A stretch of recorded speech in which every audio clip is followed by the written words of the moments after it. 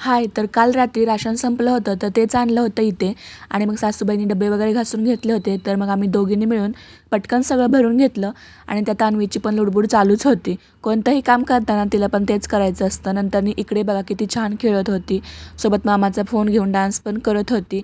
कधी शिकतात हे सगळं काही कळतच नाही. त्यानंतरनी दुसऱ्या दिवशी मी अन्वीला इंद्रायणी राईस बनवून दिला, जो मी काल सामानामध्ये आणला होता. त्यानंतरनी इकडे बाकीची कामं करून घेतली. मग यांना सुट्टी होती तर आमचं बाहेर जायचं फिक्स असतं. मग आम्ही निघालो आणि इकडे बघा डॅडीने लावलेला गॉगल अन्वीला लावून बसायचं होतं. मग आम्ही गेलो त्रिमूर्ती मंदिरात, जे की इतकं सुंदर होतं काही सांगूच नका.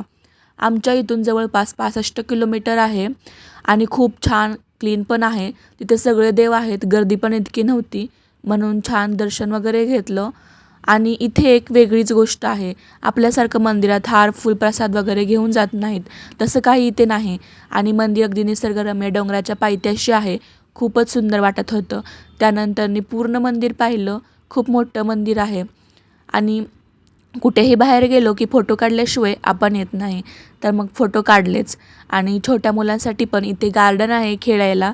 अन्वीने पण खूप एन्जॉय केलं आणि रात्री लाईट्स लागल्यानंतरनी मंदिर अजूनच मस्त दिसत होतं. आम्हाला आधी माहिती नव्हतं या मंदिराबद्दल, पण आम्ही एकदा नारायणपूरला गेलो होतो, तेव्हा त्या रोडवरून येताना रात्री मंदिराचा व्ह्यू दिसला होता आणि आपोआप शब्द निघाले, वाव, अप्रतिम. म्हणूनच आम्ही इथे यायचा प्लॅन केला, कारण खरंच खूप सुंदर मंदिर आहे. तुम्ही पण एकदा नक्की जाऊन या. आणि रात्री येताना जेवण वगैरे केलं. आणि असा होता आजचा व्लॉग. व्हिडिओ आवडल्यास लाईक, कमेंट आणि शेअर करायला विसरू नका. बाय.